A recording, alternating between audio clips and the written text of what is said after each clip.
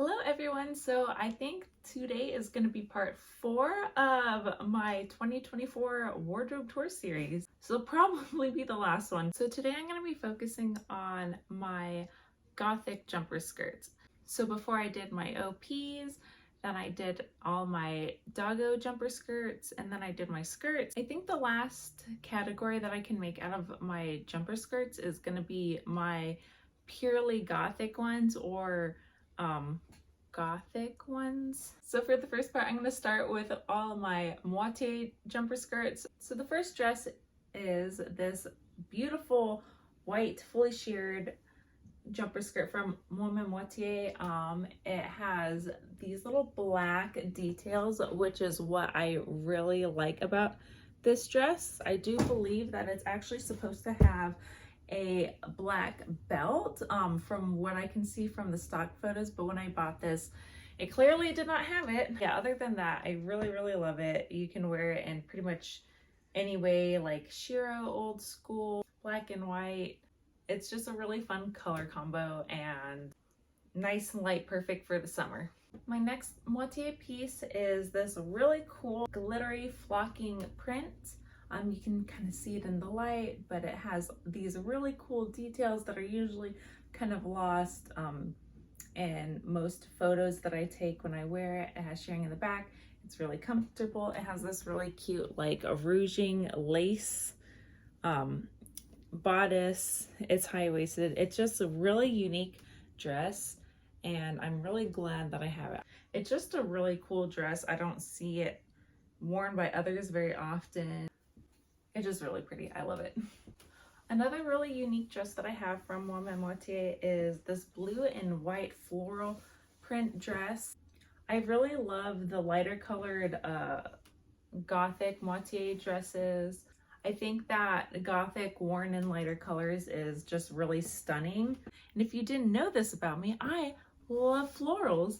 And Moitié definitely did some really good florals back in the day. Not really so much now. The belt on this is a really pretty sheer ribbon, and I love the navy lace.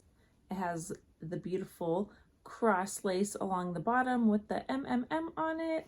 Yeah, just another stunning moitié piece. RIP the brand. May one day you be back to your former glory.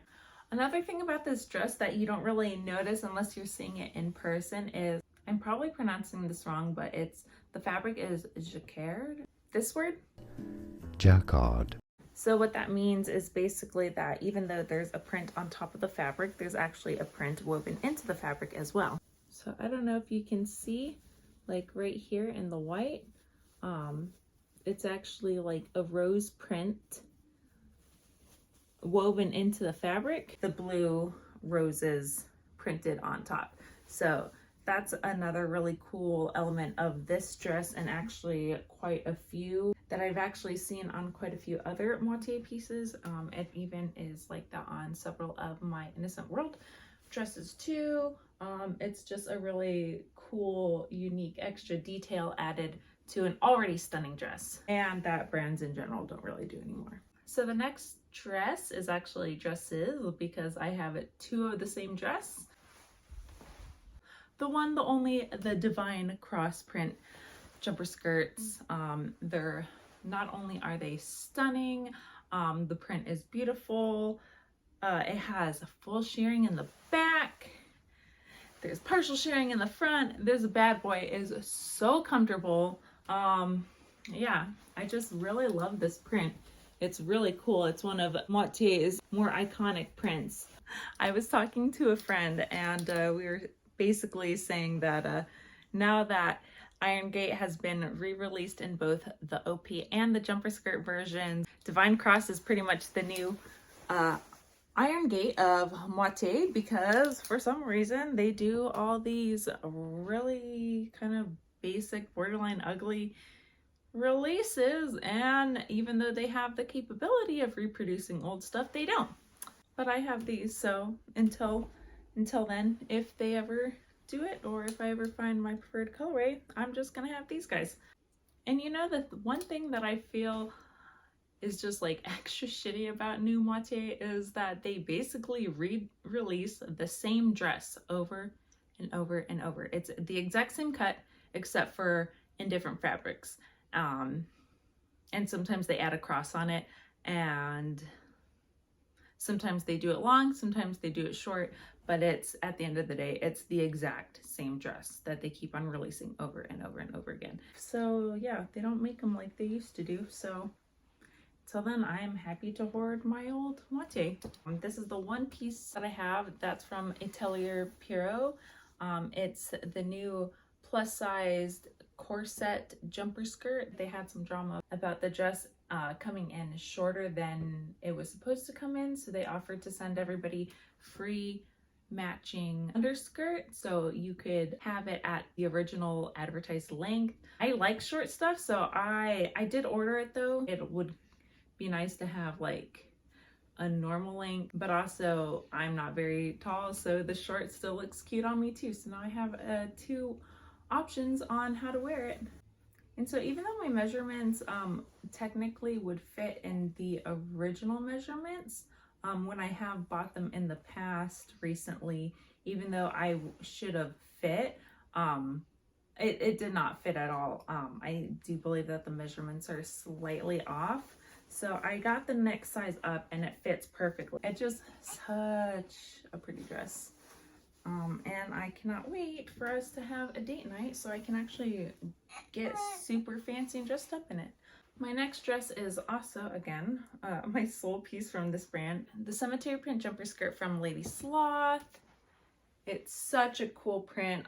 It reminds me a lot of another moitié dress. And of course, because the cut and color that I want of that one is very particular, it has not been re-released. And so I got this instead. And it's very beautiful. It is quite heavy fabric, so it's good for like winter and layering and all that stuff. It has this really cute detachable bow. I love the pin tucks on the bodice. It's just really lovely. It has this belt, full showing in the back. Yeah, and then recently Lady Sloth announced that they are phasing out their Lolita stuff, and that really sucks that we're losing another iconic brand. I have been following them since the beginning, from the LJ days, when the stuff that they made back then was incredibly different from the stuff that they make that is popular for them now.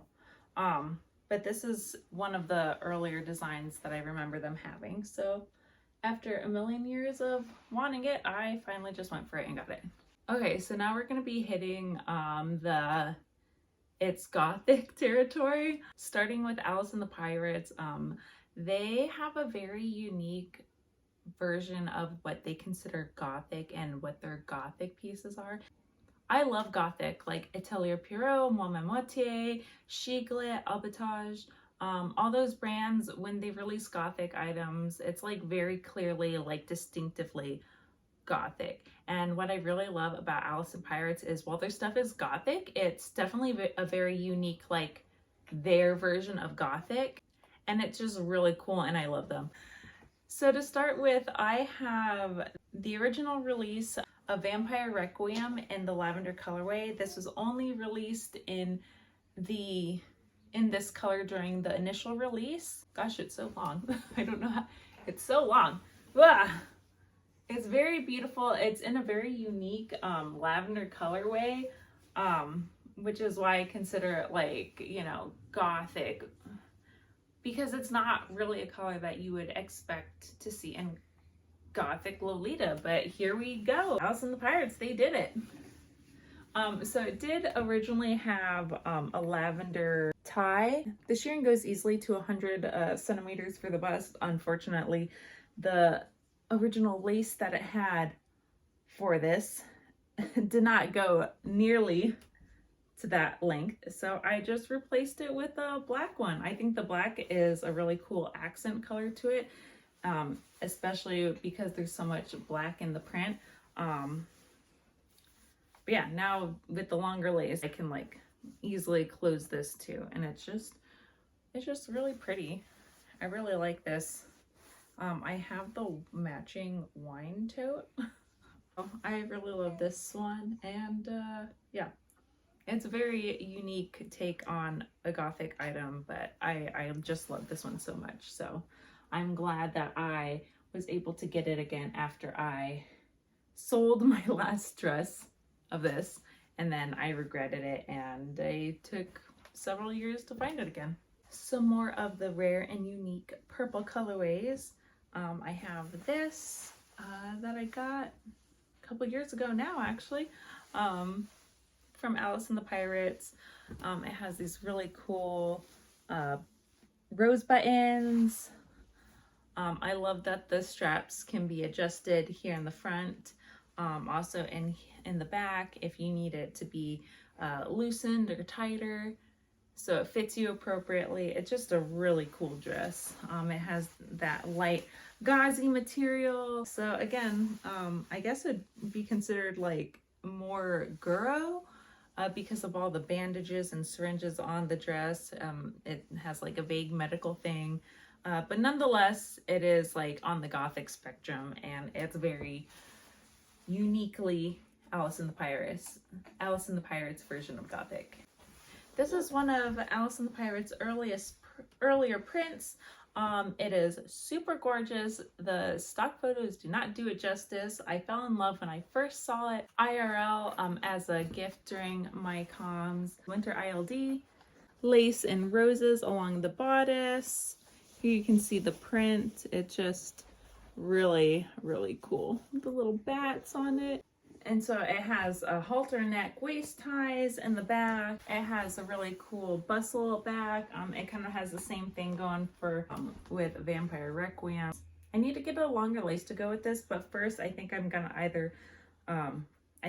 sew little ribbon corset loops to lace the corset lacing, because back in the day they only had you looping everything through the lace, and as you can see over the years, as it got laced through the lace, it got damaged, and I would like to prevent further damage, so I'm going to have to add sturdier loops to do the lacing so I don't damage this dress more, because it is quite old.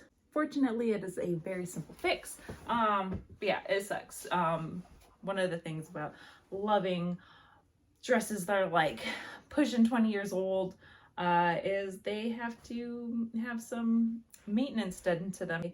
It's super important to learn just basic sewing skills if you're in fashions like Lolita and even life beyond that. My next Gothic piece is a Holy Lantern, and honestly it took me years before I decided that yes, I'm going to spend money on Holy Lantern.